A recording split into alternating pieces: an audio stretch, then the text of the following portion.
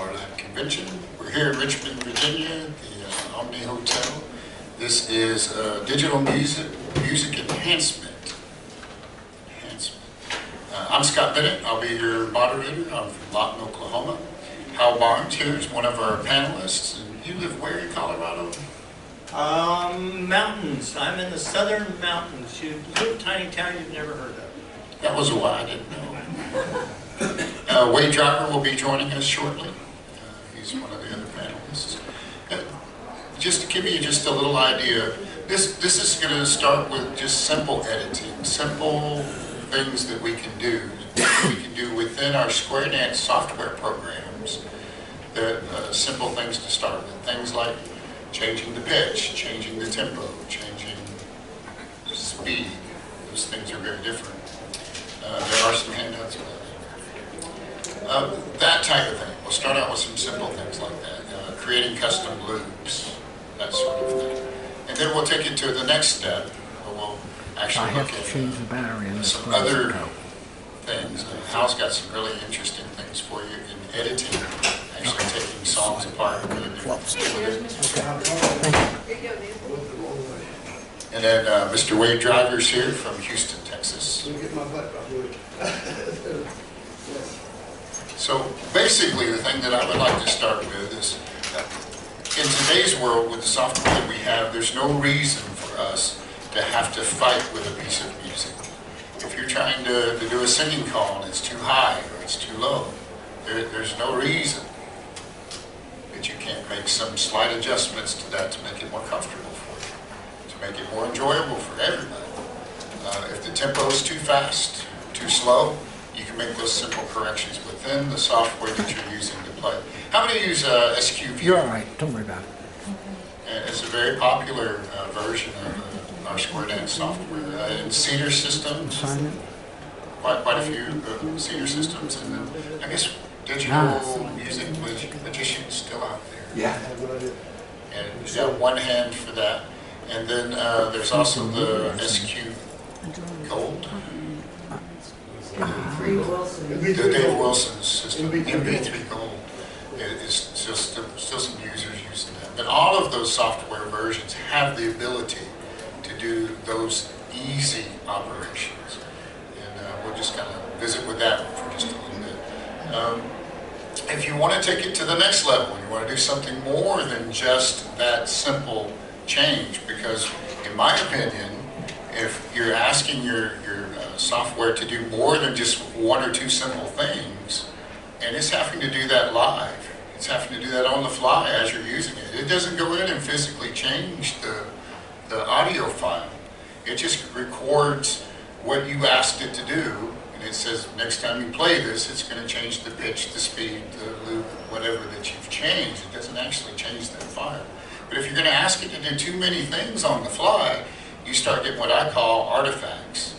If that computer's not fast enough to make all of those adjustments on the fly, you'll find things like little oddities in the way that the sound plays. You might get a little jittery playback, or you might get, especially on pitch, if you do a lot of pitch change, if you kick that up 3 or 4 clicks, those are half steps, by the way. Up clicks, down clicks, too many of those, and you start getting some pretty, and if they have background vocals in there, it almost completely ruins them.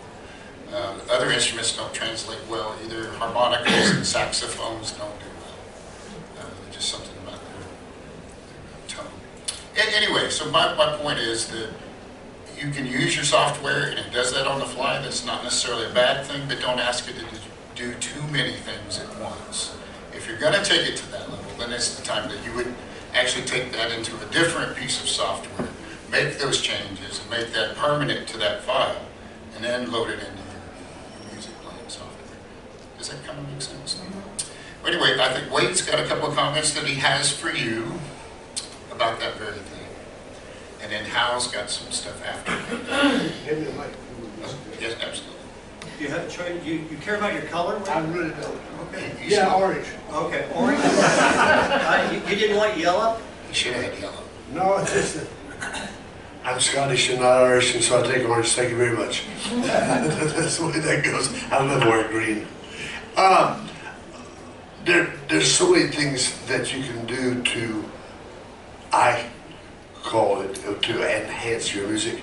But one of the major things is that, and I'm sure you're all aware, when you have a key change, like going into 7 or going into 4, it stimulates the emotion of the dancers, right?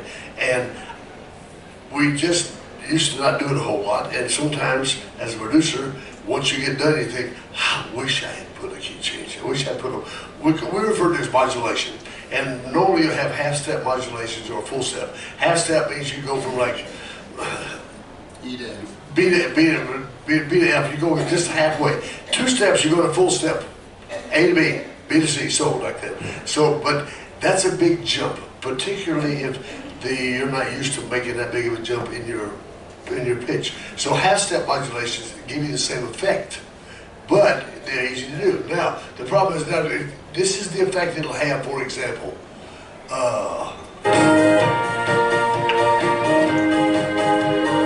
This is going to number 7. We caught it. Now, that's nice, and I'm very pleased with the music. However, what I want, I'll go into how, but I want you to see the worth of it first. Counting beats. Now I got 16 to go, right? 1, 2, 3, 4, 5, 6, 7, 8, 9, 10, 11, 12, 13, 14, 15. Right? Now, so now when I go to number 7, it's going to pop that thing up, and I know I picked up a little bit of the intro, not a lot, and we'll go through step by step in a minute. But for right now, let's lock it so it's there. All right, now, so next time I'm using this thing, and what's really funny is when you forget you did it. Then you go, ah.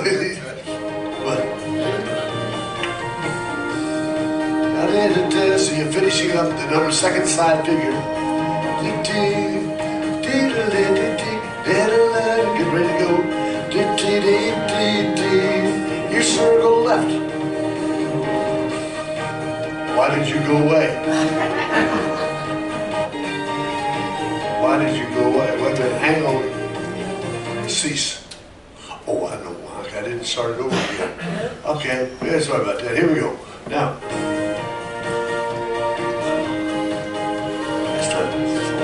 Don't you? Little dog and a trap. And that didn't sound much, but if you watch the floor, you get what I call the ooh factor. They go, ooh. And you want that ooh. That's like when you finish the dance, they go, wow. You want that. That's a good thing, all right?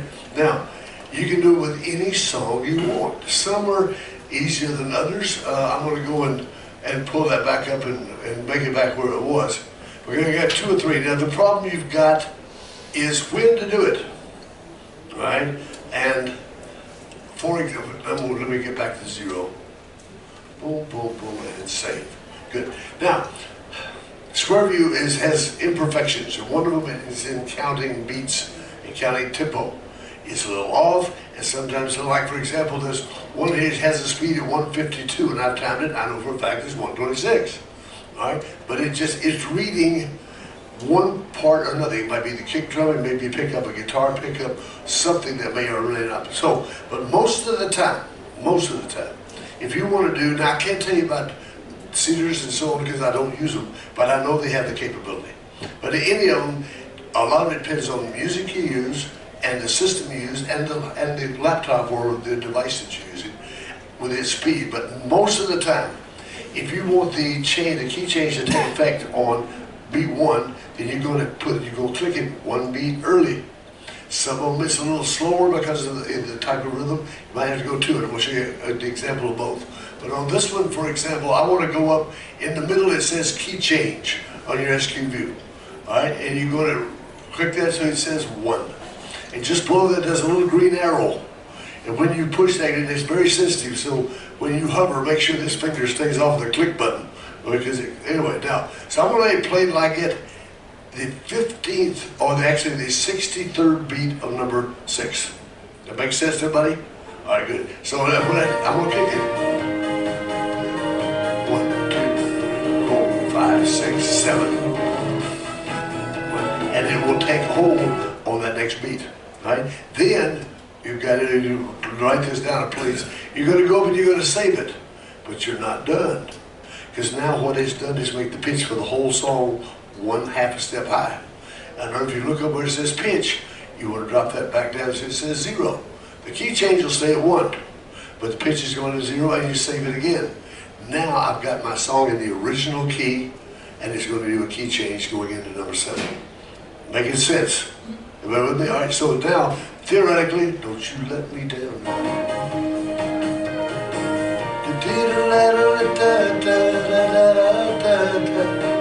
You circle left. I'm caught in a trap. Right there. All right, that's the way it should work. Now, you've got another option. What if you have a song, it's only got a key change in it? And you're thinking, wouldn't it be cool if we could put 2 key changes? I want one in the middle too. So let's, if we did that, now, so it's only got a key change at the end, a 1/2 step. And so I'm looking, I'll go back here and I'm gonna listen and say, okay, now where's he gonna come in? So it's what I call a blind key change. You have no notice, just go dome, and you sing, all right? Those require practice.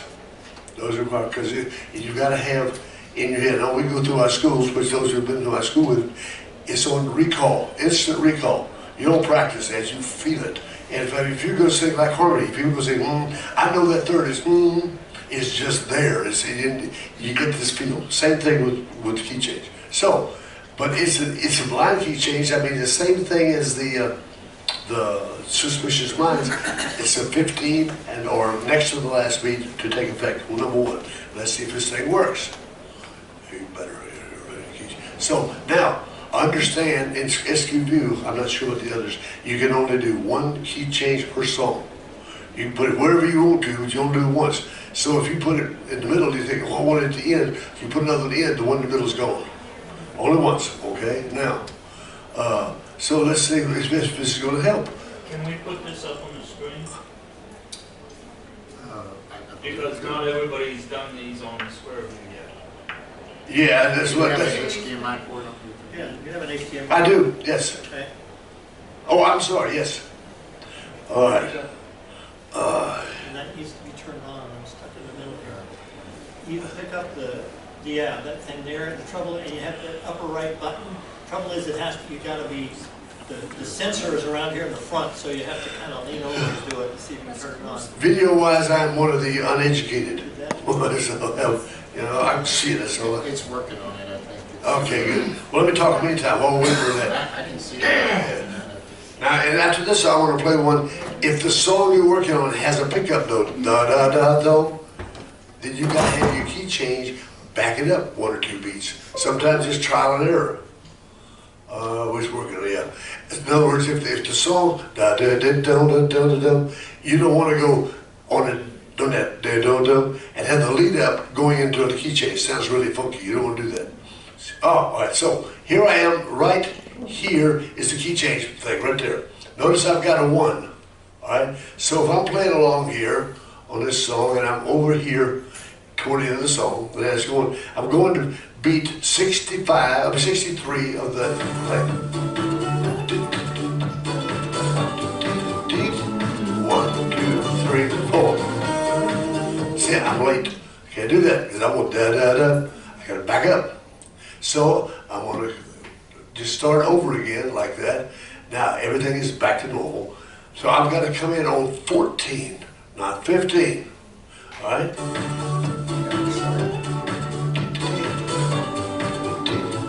1. I missed it. Now, what is it? There's already a key change there. So let's go put back in the middle break. All right, so back where we were to begin with. But I've got to go 14, so I'm going to put a 1 right there. So good. 1 is, this is the initiate in here. So.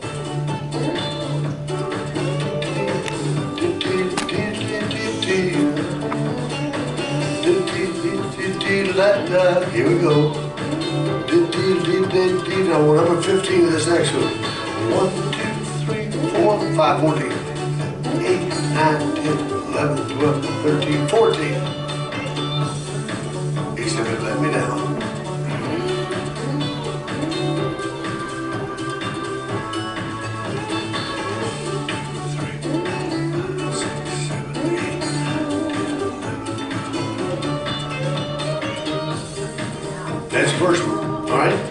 Now, when we come to here,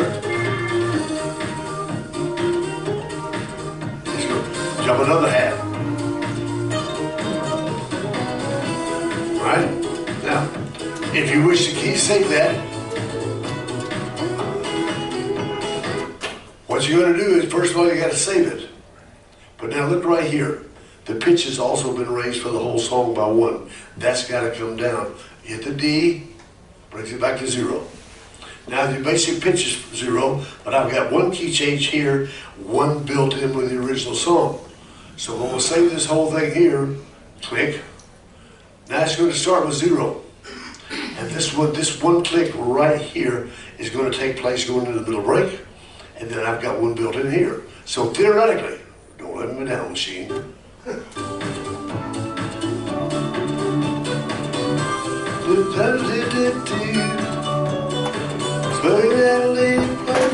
we go. Everybody gonna dance tonight. Everybody gonna feel alright. Everybody gonna dance right tonight. Circle left. What was the next break? It was, oh, that's why I put it too soon. No, it was that. Anyway, I erased it. No. Did I do it the next one? Whatever. Yeah. Oh, did it go okay? Well, whatever. That's the method. Now, if you've got some that are, it really doesn't matter what it's. Pick a song. What's the song? It doesn't have to be rhythm. Let's go. Oh yeah, here's one down there. This is a really big pickup note here. It's a new song that came out, but it's an old tune. Baby's Got a Blue Jeans On. Okay. Now, this does not have a key change in it, so I've got to get prepared. I get my 1. I'm set with my little finger here.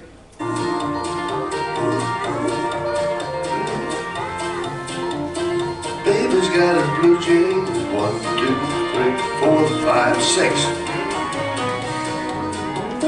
Right? I came in early. I'm going to save it. I'm going to drop the pitch. I'm going to save it again, and theoretically, it should be here now.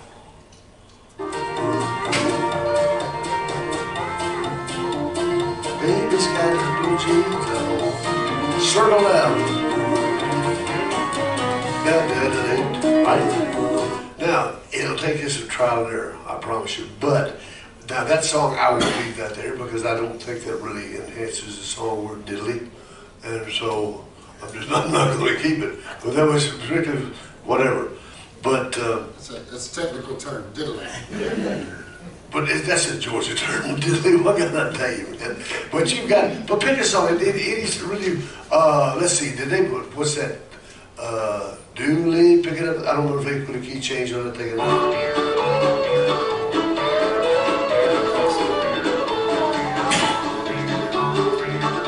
go. All right now, and I haven't done this song probably twice in my life working with Tony, but it's an upbeat song.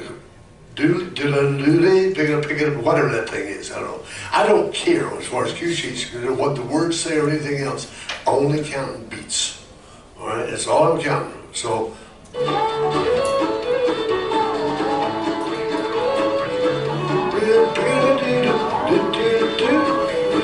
promised me 1, 2, 3, 4, 5, 6, 7.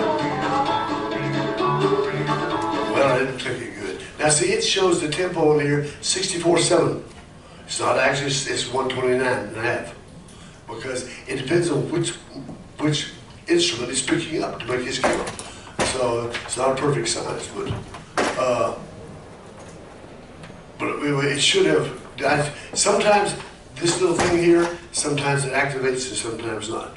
Depends on whether you push it with. So.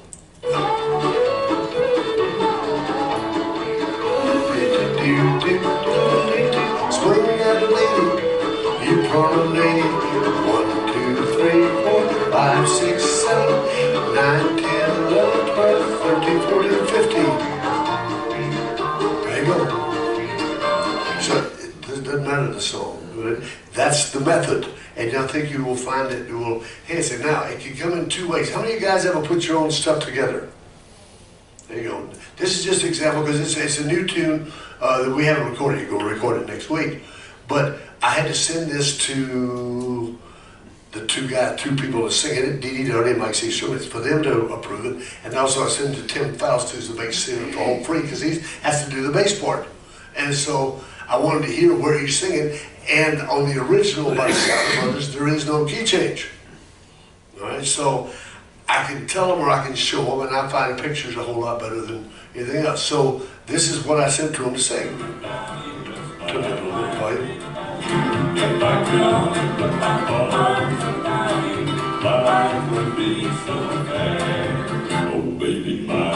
He didn't take, oh, I had to put it in there, yeah, that's right. Now, so what I want him to do there, I want him to sing, "Oh Baby Mine," in the new key. So I got to back up and go earlier. So instead of 15, this is going to be a 14. Or instead of 63, it's going to be 62. And it depends on how you count, I guess, whatever. But, so this is what we're going to do. 1,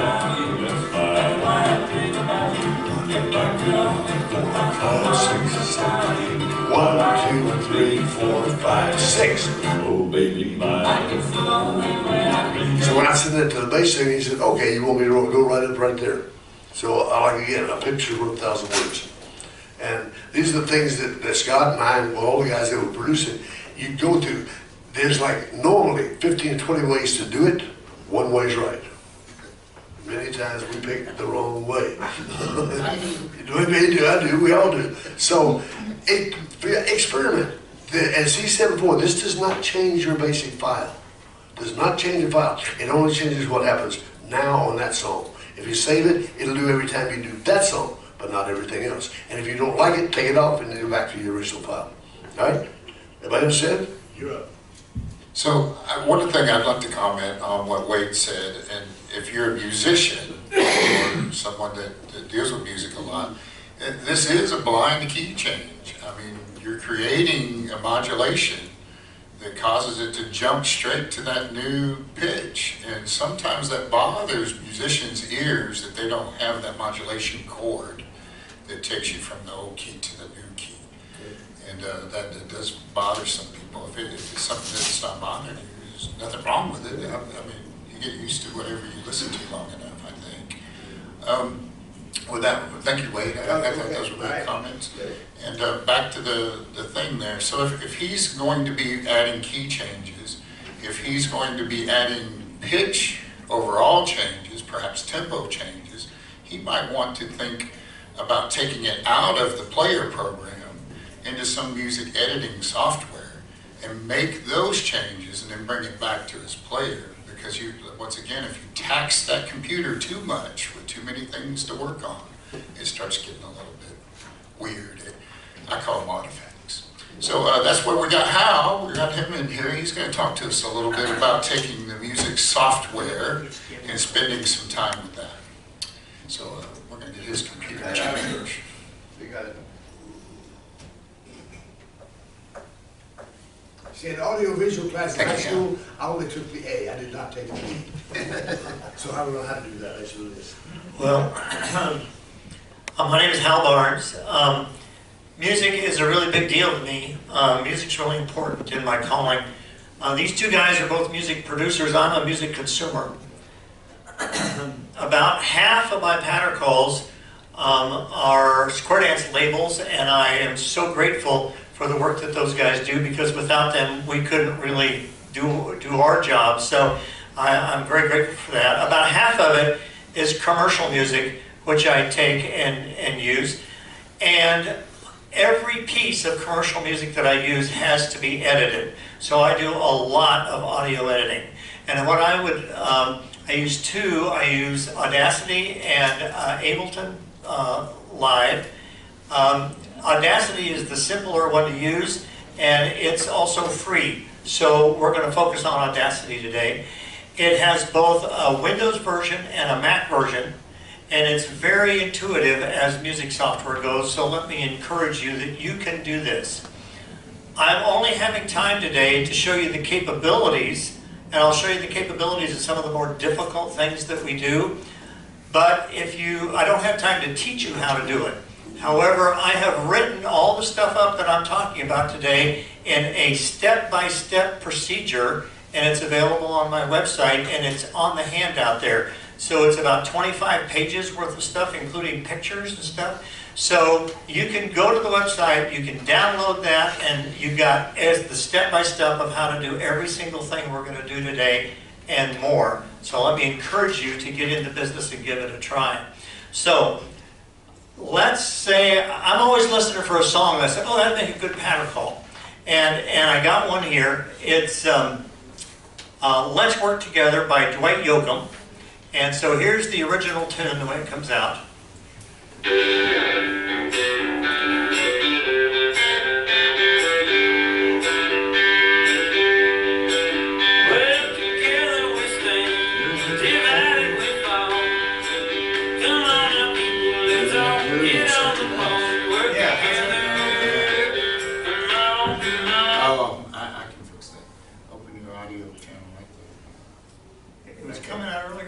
It's fine. Your HDMI took them.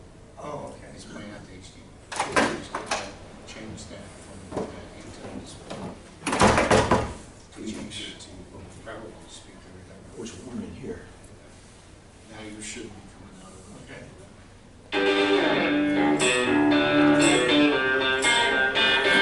You listen to it. Well, together we stand. Now listen to this part here. You just got no bass and you've got some drums in there. You hear that? And look at the waveform up there.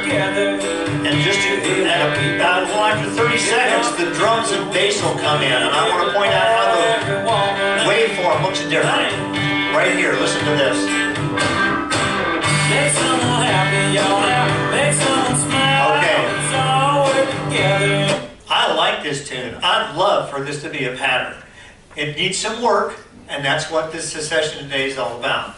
So, the first thing is that his voice is way out there in front. I can't possibly call over his voice and have dancers understand me. I've got to get rid of the voice. That's sometimes tricky. It's like pulling the yeast back out of bread after you baked it, okay? But there are some techniques to do that. Now, first of all, what I'm going to do is just take a copy of this whole thing, and I'm going to use it later, but I need to take this copy right now. So I'm going to do duplicate, and it'll take, did I hit that? There we go. Duplicate, and then I'm going to hit the mute button, which turns it off. So I'm focusing on my original thing here.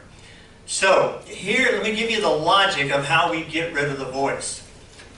If you put on stereo headphones and it has a song with good stereo separation, you can close your eyes and you can visualize the guitar's over on your left, because in the left channel the guitar is louder than in the right channel.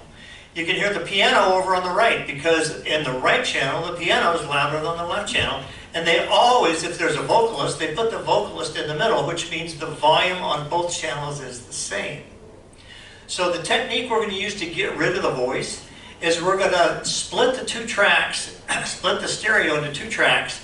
We're going to take the waveform on one track and flip it over, so that when it's actually on the top, if it's going up, on the bottom it'll be going down. We'll combine them together and play them, and everything that's the same volume on both tracks will then cancel each other out, and they'll be gone. The things that was different volumes on the two tracks won't cancel each other out, and they'll still be there. And that's our technique for doing it. However, music producers are sneaky, and they don't always do what you would expect. You would expect the vocal to be in the middle, but sometimes they also put the bass and the drums in the middle.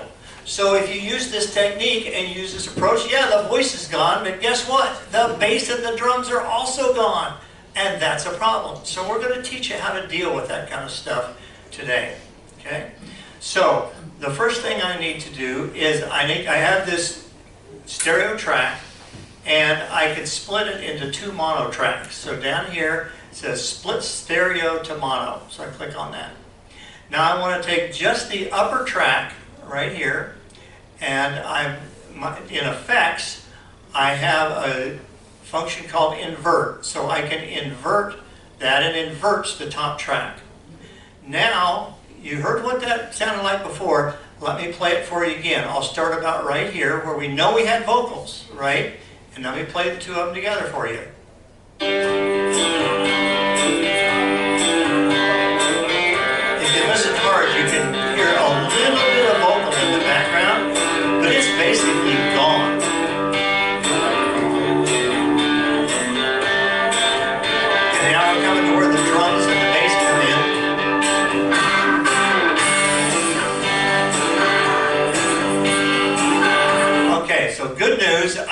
rid of the vocals. Bad news is I also got rid of the drums and the bass. So now I have to fix that. First of all, I didn't want the vocals to be gone. I just wanted them to be in there, but down at the same level as the music. So here's how I fix that. First of all, let's take a look at everything here.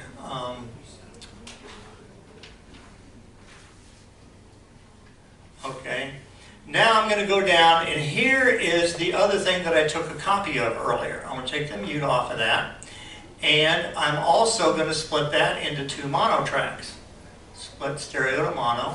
Now, here's my strategy. I'm going to take the first one of those tracks, and I'm going to cut off everything except the bass. So that'll give me a track with mostly bass in it. Then I'm going to take the second track, and I'm going to split off to take off the bass. It's going to be mostly vocals in it. So here's how I do that. So I'm going to go here. I'm interested in keeping only the bass. So I go to my effect, and I'm looking for a low-pass filter. Okay, here's a low-pass filter right there, and I've learned through trial and experience, if I cut it about 175 hertz, that will mostly get rid of the voice and keep mostly the bass. So I do that. My computer's a little slow, so it's going to take a little bit of time to do this. And while I'm doing that, let me go back to the handout so I just don't have dead time here. And on the handout, I've talked about a bunch of different ways we can edit software. I broke it into 2 parts. The first part is what I call music conditioning. It's all the editing that's going to change the waveform of the music. The second kind of editing is the repackaging, where we're going to cut it into chunks and divide it apart and put it back together again. So included in the music conditioning, the first one is eliminating the voice, which is what we're working on now. There's equalization, which is changing things by frequency. Frequently with today's commercial music, the bass is really, really heavy. And a lot of times I have to go in and cut some of the bass out to do that. So that's the equalization. Let me go on, since this is done, and do the next one. Okay, and I'm going to label this up here. I'm going to change the name, and I'm going to say, okay, that's my bass track right there. Now I'm going to go to the other track. I want that to be my vocal track. So I do the opposite on that. I go to effects, and instead of using a low-pass filter, I want to use a high-pass filter. And I know due to experience that about 200 hertz is a good place to put that. So I'll do a high-pass filter on that, and then let me keep talking while it does it. Other kinds of editing. Level the volume. As callers, we expect when we put on music that it's going to stay a constant volume the whole time. You're calling along, and if you want the volume to change, you'll change it. And our music producers do that for us. Commercial music isn't necessarily like that. It might be soft for a while, and then it might go up and go real loud. And if you're using commercial music in a dance, and suddenly the volume doubles, you go, whoa, what just happened? That's some changes that we can make in our music editing, okay? Also, you can adjust the tempo and adjust the pitch. Now, we talked about doing that with Square View, but you can also, why not, if you have a tempo you like and a pitch you like, why not just build that into the music editing you're doing while you're doing this other editing and take care of that. So now I've got my 2 tracks. One is the bass, and let's see what it looks like. So we'll put this on solo. So here's what my bass track looks like. There'll be some vocals in there, but it'll be very muted. Let me start it when the voice is already in there. Okay, here we go. And what you're hearing is a lot of bass, drums. There is some voice, and you can hear it, but it's very muted, like the tone's way down, okay? So that's what I'm using for my bass track. Let's see what the other one sounds like. This is what I got for mostly vocals, so let's see what it sounds like. Again, I use the high-pass filter on it. No bass, limited drums, but the vocal is really up there. Good. Now, I want to put everything back together again, and what I can do is remix the tune. So the top 2 gave me that part where I got rid of the vocals, and then I'm going to use this volume control down here on the bass to give me more or less bass, and I'm going to use the volume control down here on the vocal part to give the right level of vocals that I want. And so I'll just play it and we'll just fiddle with the mixing until it works out. Okay, that's a little bit too much vocal for me, so I'm going to drop it down. See how it drops it down? Okay, and I don't have enough bass, I don't think, so I'm going to I'll bring the bass up. You hear the bass come in? Okay. Maybe a little bit more vocal.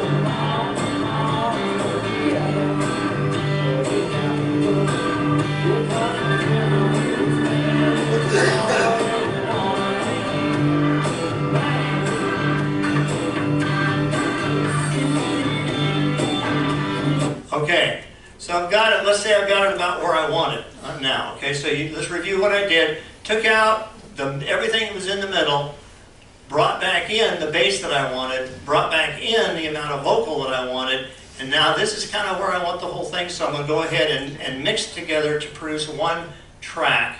So I do an export here, and I want to export as MP3, and down here, this box, force export to mono, have to do that because we don't want stereo tracks anymore. And let's give it a title here. And right here, let's work together. Okay. I'll give it a name, and then we'll save it. So it's going to export to mono, that's fine. And here's the details about who did it. So here we got the thing exported. Now, let's go look at it. So let's throw away all this stuff here.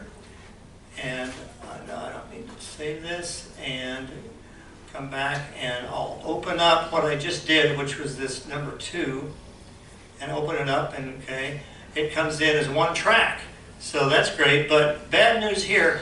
Look about how it fills up the whole thing, top to bottom.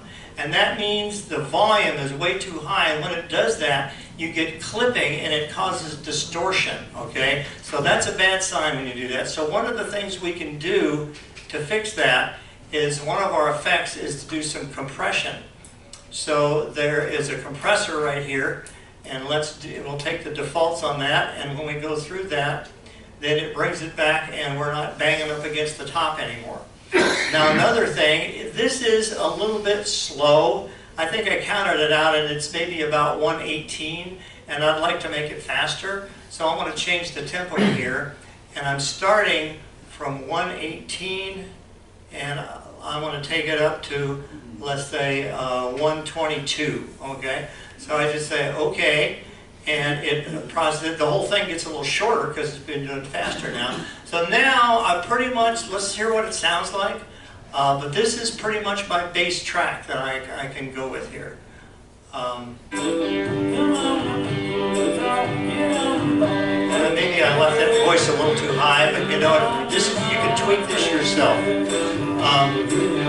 But I knocked it down a lot, and you can tell it's a little faster than it was before.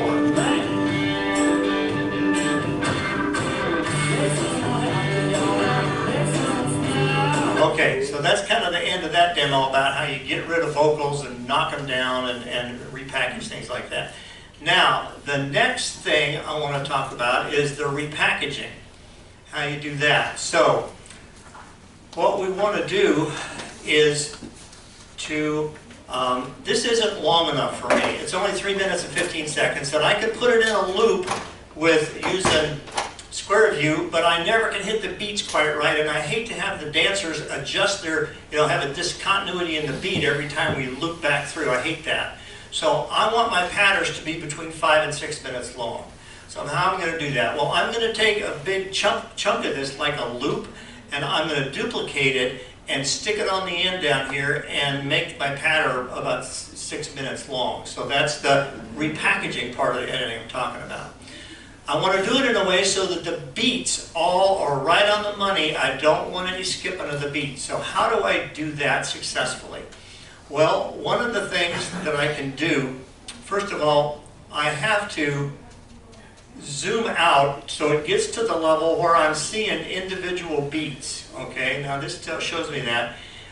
Audacity allows me to put in a track called a label track, and it puts it in down below, and it's just for the purpose of trying to label start and stop points. So I'm going to give you a sample of this here, and I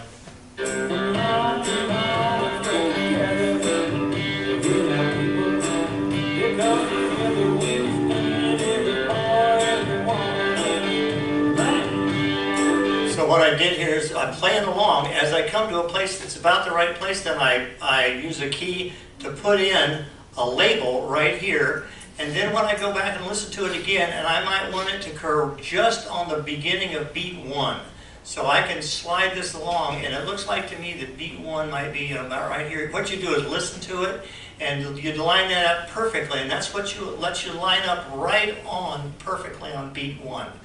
Now, this can be a little tedious, and what I've done in order to save time here, I've labeled those and I've saved it, so I want to drop this and bring that back in because I just don't want to take the time to do it here. So give me just a second and I'll open up. It's the same song, but I'll open it up where I've already saved those points. Here we go. The stuff that you're doing now, you already have on your sheets on the website? You bet. Everything on this sheet, I'm sorry, okay. The question is, the detail sheet about step by step, what's the scope of that? The scope of that is everything on, all the editing on my handout. So I'm only demoing a couple of the more difficult things, but things in here like equalization and adjusting for a level volume, every single thing, every topic is included on that detail sheet you can download from the website. It tells you every mouse click, every button to push. Okay, so here is my label track, and you notice what I want to do is I want to stop it before we get to the end of the piece. So let's listen to the very ending here. 5, 6, 7, 8, 1, and we're into the ending now. So I put the end of my loop just before the ending. At the beginning, I didn't want to loop back to the place before those drums and bass came in. You remember that? So here's where my beginning spot is for that. Now let's listen to that. I'm starting just where the drums and bass comes in. 7, 8, 1. You see, I nailed it right on that first beat. So, what I want to do now is this loop that I have defined, I want to copy it and kind of stick it in to extend this. But I have to get rid of the ending here. So here's how I do that. Notice when I put my cursor up there, that yellow line that jumps up, that's a really neat thing about Audacity because it says you're right on that spot that you identified. So I click there. And I say, okay, I want to split here. So I want to do edit, clip boundaries, and split. Now this is very cool. They have this time movement piece right there. And I can take this guy here and just slide him right on out there. And it creates a gap in the middle here for me to fill other stuff in. That's a very powerful tool. Okay. How is it you did that? Okay, I clicked on everything. Yes, the question was, how did I do that? Hold Yes. Okay. He's got to change it. They duplicate that. So I get the loop down here. Now I want to bring it up where it's right next to what I'm working with so I can see it better, so I want to move the track up. So there it is. Now I can take my time shift tool and, oh, that's got the whole thing. I didn't mean to do that. Okay. Now I can take the time shift tool and I can move it down here. So I want to line up the beginning of that. And notice when I get it lined up, see that yellow line, vertical line that just jumped into there? Watch it again. Right there, that yellow line pops in that says you're lined up. Okay? Now on the other end, remember this was the ending. Okay, I didn't want to overwrite my ending. So I take that and I grab that and I move it down here and there's my yellow line. So that says you're lined up there.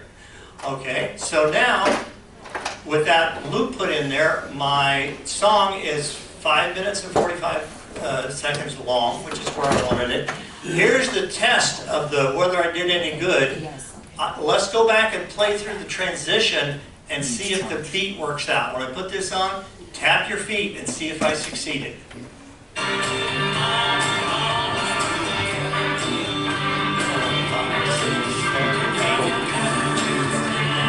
5, 6, 7, 8, 1, 2, 3, 4, 5, 6, 7, 8, 1, 2, 3, 4, 6. Hit it right on the money. See that? I love that because I don't want the dancers to have to do a skip every time I do some music editing.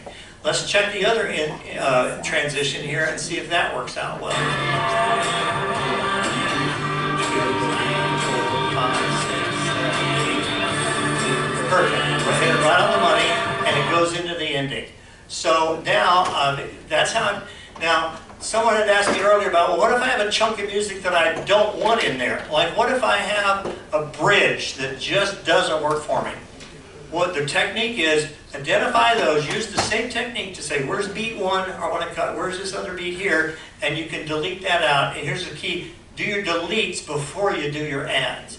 Because let's say I put those points in there that I wanted to grab, then I did a delete, it would totally screw up where the points were. So do your deletes first, come back and do your adds. But you can see here, and this was a simple strategy, but you have to listen to the music and figure out what is going to be your strategy for doing the rebuilding of the thing. This was a simple one where I just grabbed it, I wanted to make it longer. But there's any number of reasons you might want to do something different. You develop that strategy, then you use the label to identify the start and end points.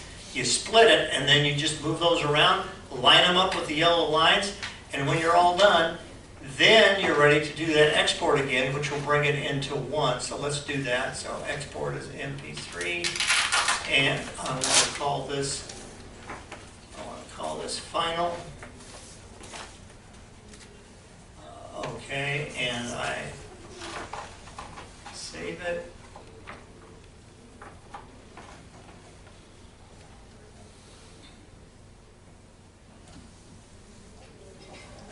Okay. Good. File.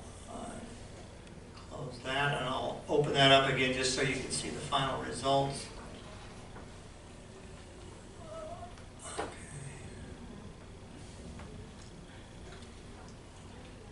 And here's my one piece, and it's up there. You know, it's extended 530, and again, it's not.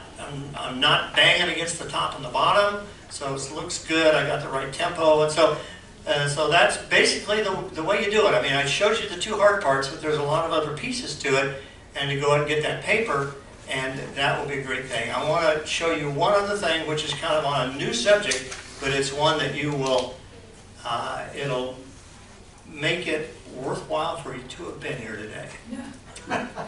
So, there is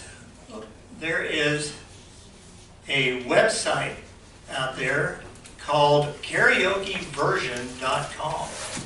How many people know about this from before? Oh, well, you guys mostly already know about it. Well, those that don't. Karaokeversion.com, and it allows you to mix your own music and then download it for $3.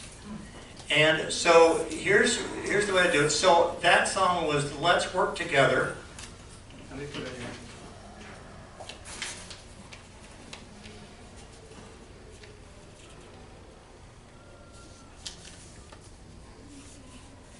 Okay, here it is right here. And the thing that I want to get on this is this thing here that says custom backing track.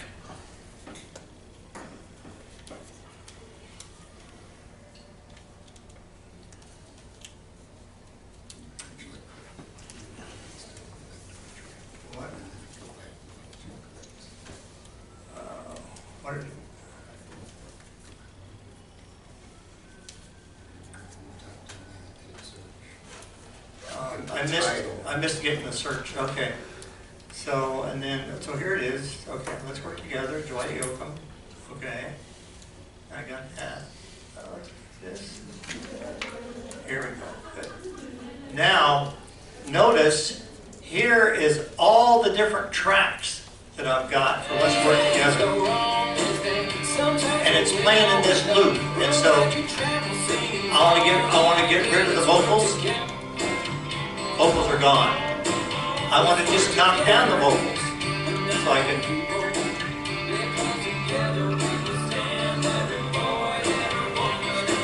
Yeah, and then I've got background vocals. That's right. And I can go like this and kind of knock down there. You know, the lead guitar is kind of loud when it comes in, okay? So let me knock down that a little bit too. Okay, and you could keep doing this until you have it just like you want it.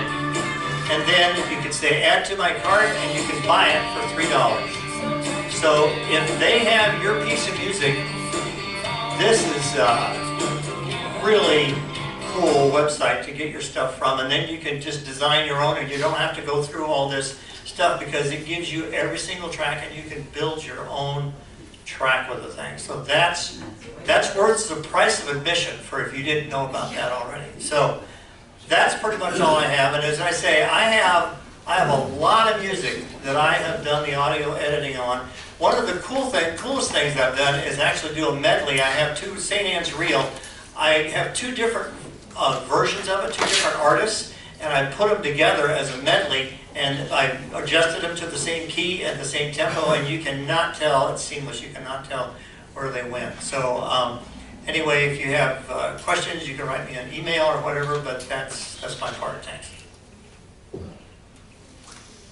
Well, I think that you did a great job. Very informative.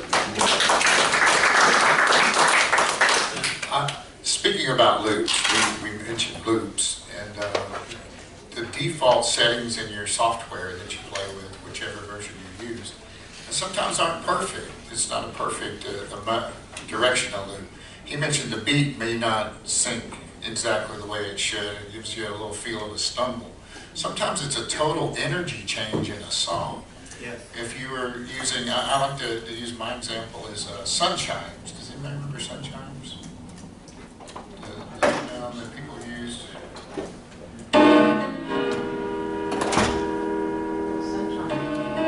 It's got this really soft, and it goes on, it gets softer, and it gets to a point where it starts really going. It's coming. I don't know why that sounds so good. So you could call here. You couldn't have called in that first 4 bars. You wouldn't have been able to call. You could kind of call it, and it moves along okay. And then when you get right about here, and it starts giving you a rhythm track. You really have a rhythm. So you get down here where it's probably close to its default place that it's going to be working. And I'm calling, and I've got the people rocking, and everything's happening, and I'm so excited. And it gets to the point where it's going to loop. So a lot of you, it's getting close. I'll let it play. It's going to loop on its own. I didn't adjust the loop. I let it auto. Second down. You're going to get this total energy change. And now, I got it a little closer, but I guarantee you, if you let that loop all the way back to here, from where we were over there, that's just not going to work. It's a total energy loss. You know, so you have a beat thing that you may want to compensate for. You also have an energy change. You have different pieces of music that have different dynamics, and you want to be able to compensate for that. And it's very simple to do, and you can do it the hard. I don't want to say the hard way. I don't want to call it the hard way. The change of the file and actually change the track, or you can make that adjustment within your music playing software, and that usually works pretty well. Most all of them have different places where you can make a marker and say, this is where I want that to change. This is where I want that to happen. So that's something to consider. You can save it per song, right? Yes, sir. For each song, you can create a custom loop and say, hit the save button, and it'll remember that next time you play it. It's something that you should look into. I just think about the performance thing of that. And if you do as Hal was doing, where you go in and actually just create a whole new version of the track, if I took Sun Chimes, I put it in Audacity or another program, I could go through there and create my own custom loop, and I would never have to worry about where it looped at. I would have it right where I wanted it or didn't need it. I could play 10 minutes long. Very good. I think we're in the questions time. Anybody got questions? We'd be happy to take questions. Please use the microphone. If I could get a runner, somebody like to volunteer for that? You can have this one. Make sure it works. Identify yourself. Let us know who you are, where you're from. Yes. Not that one. Yes. Test. There you go.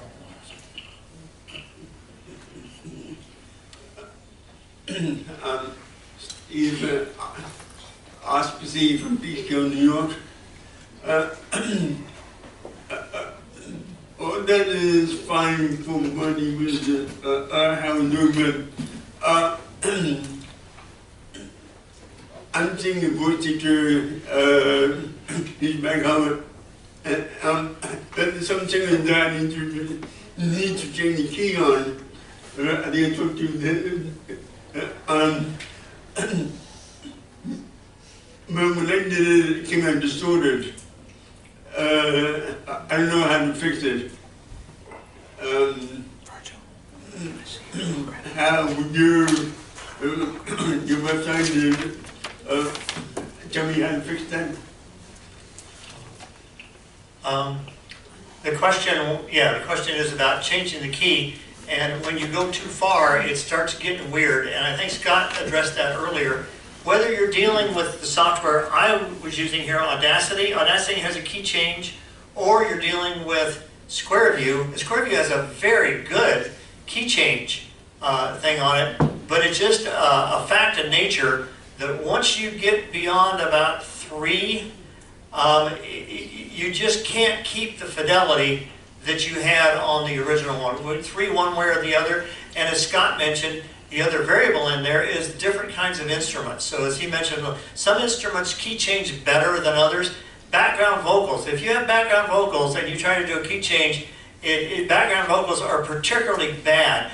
Most of the music producers give you a choice of doing background vocals or no background vocals. If you have to go very far on a key change, then take the one with no background vocals, because background vocals do not change key very well at all. I do. Well, it's funny that he mentions that. So if you listen to one piece and then you have to kick it up a couple of clicks or so, they start sounding like chipmunks. You know, if you have to take it down very many clicks, they sound like death. They sound like demons or something. It's really bad. But along with what he said, yes, sir. That's complicated. Sometimes a piece, if you have to move it too far, the fidelity really suffers. That's correct. Basically, see if the repair is for it. If you have to move very far, just don't use it. That's the repair. Next. Now, my name's Chuck Hicks from High Point, North Carolina. Now, if you wanted to do a singing call and it doesn't actually fit into the 64 beat 7 times things, how do you fix that in Audacity? Good news, you can fix it. With these music producers sitting beside me, I'm a little reluctant to say this, but because I talked about changing commercial music, let's keep this very generic. I have had singing calls that I loved, but there was some aspect that I didn't like, and such as maybe the ending, or maybe they went to a B music for the closer that I really thought they should have used the A, and I will go in with Audacity and I will fix it so that it fits me. Now, your particular question had to do with what if it's too long, okay, and you want to get it back to a 64 beat. I've done that. You can do it. Don't do that as your first exercise out of the box, because that's more complicated. And what you have to do is find the place in these 80 beats, you know, so you got 16 beats that you need to get rid of. Which 16 beats do you get rid of? And that's your choice in terms of your strategy. But it makes a difference, because you certainly don't want the first 16 and you don't want the last 16. Music producers are faced with this all the time, but as an individual we can also address it. So the answer is, yes, you can do it, but it's one of the more complicated things you can do. I do it with actual music, and I really like the results, because I'm more comfortable doing the singing call the way that I fixed it. I've done that many times, and I'll tell you one thing to be careful about from a musician's standpoint. If you're going from one chord to another chord, it may be a little hard on the ear. I'm trying to think of the nicest way to say that. Wrong. It's wrong. I'll just be like, wait, I'll be blunt. But it just sounds wrong. So you have to be careful. Some chords transition well to the next chord. It may be a correct chord for the key that you're in, but the previous chord may have had to be the home chord, the one chord, before you could go to the 5. It wouldn't, the 5 chord. It wouldn't make sense to go from a 2 to a 5, perhaps. Does that kind of make sense? So you may have to find that place to cut it where you return to 1 before you went to 5. To an untrained ear, perhaps you go, oh, that sounds okay. But musicians usually catch that, they notice that. Another question? Anyone? Way back in the back. Deb Kessel, Philadelphia. When you're pulling in some of these commercial music and you're playing them alongside the music producer's stuff, especially when you're going from like batter to a singer, is there a way in your Square View folder or wherever you're keeping your music of equalizing the entire library to a given volume so that you don't have to make a lot of the adjustments on the fly? I can answer that in 3 words. I don't know. I don't do that, but I agree with you. Some have higher volumes than others, and when you get it there, then you have to kind of adjust the volume. Not only that, I warn you on this, with commercial music, you got bigger EQ issues than you do on Square Dance label music. So it's frequent that I put on the commercial music and man, the bass is driving me crazy and I have to turn over, I have to turn down the bass. So if you do this, you need to be aware and sensitive to what your sound is, and instead of just adjusting the knobs at the beginning of the dance and being done with it, which is what you can do with Square Dance music, every tune you put on there, you have to listen to it to say, how does that sound? Because you might have to tweak it each time.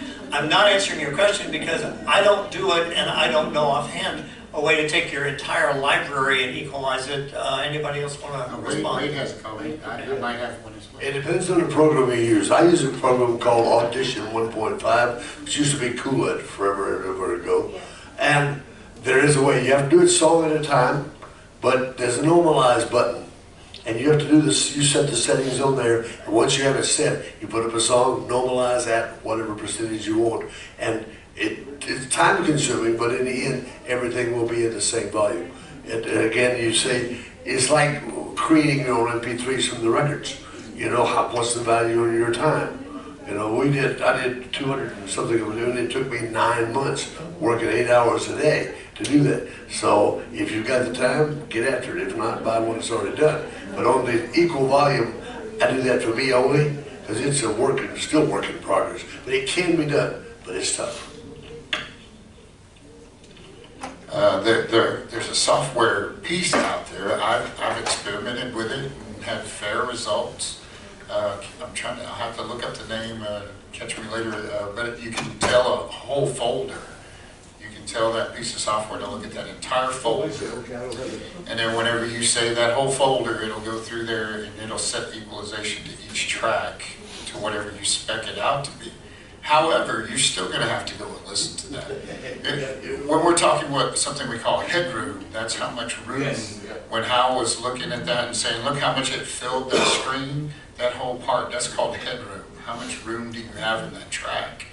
And you're allowed, so much. Well, if one frequency is filling that track and another's not, well then sometimes it may not sound right to the ear. When you listen, it's really bright. This piece of music is plenty loud. It's got the right decibels, but you're only hearing one frequency.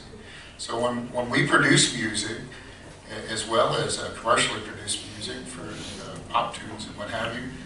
We do something that we call a mastering.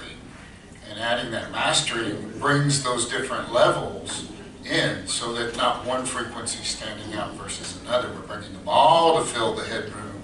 So then when we normalize, we can bring down evenly the amount and then everything sounds right together. But if they're not mastered and then you normalize, you may or may not get the results you want. Speaking of that, of mastering, and I say this for educational purposes only. You have to decide whether you're going to use it or not. But there's an outfit called eMastered, all right? And if you wish, you can take any piece of music you got if you want to pay the money. It's $100 a year, at least for mine. And I can e-master anything I want, as much as I want, and as many times as I want. It'll download it either in high quality MP3, uncompressed wave, or HD wave, which is what I use, the HD wave files. Now, you do not want to put a file in there that's already been mastered. So if you take one of mine and master it again, you're going to have a mess, because I'm going to deliver it to you already mastered. Now, is it as good as doing it in the studio? It does broad spectrum frequencies rather than individual those frequencies, so it can be better, but it's not bad. And you can tell the difference. And it's called eMastered, and somebody has designed a software program. I like it. You may or may not, whatever. But it'll, yeah, the problem is it hones in on specific instruments. And it feels like these are the key instruments. If it hones in on the wrong instrument, you can hear a lot of it. So you have to be careful. The name of the software app that I mentioned earlier is called MP3 Gain. MP-G-A-I-N. Gain. MP3 Gain. But that software you can identify a folder. You can just say, I want all the tracks in this folder to be. Now that will go in and actually change the file. So if you want to keep a copy of your original in another folder, in case you didn't like what it did, it'd be easier to. So if everything you have was close already, that would pretty much. That probably would help it a lot. Question over here. Next. Virgil Forbes out of Maryland. By the way, Hal, we miss you. Yeah, we miss you. We appreciate having you in Colorado. When you're using Audacity with the track inversion to minimize vocal, that works fine on studio albums. It works less well on live concert albums, or like I do, I have taken a bunch of Broadway musical cast recordings to use for various things, not at the moment for square dance. But the inversion file works fine if the voice is fairly equally divided between the two tracks. But if you've got a live album, the two tracks probably will not have the vocal on equal volume. It's totally driven by the way the music producers generate the album, right? It's like in the studio. Certainly, it doesn't always work. Here's a recent experience I had that was, in fact, funny. I took a big band tune that I really liked. Okay, a big band tune that I really liked, and I used it was stereo. It came into stereo. I did just what I showed you here. I inverted the one track, played it again, and I had nothing. Absolutely nothing. And it's because there was no stereo separation. It was just one track that had been duplicated to the second track. So everything canceled each other out, and the technique didn't work at all. So I got nothing. So there is not a 100% success rate on this, as Virgil points out. And certainly if you go with informal recordings, it probably won't work, okay? But on the subject of how to take yeast out of bread that's already been baked, it's the best we got. And with that, that's our time. So we appreciate you guys for your presentations. And I'm sure Hal's available, I'm available.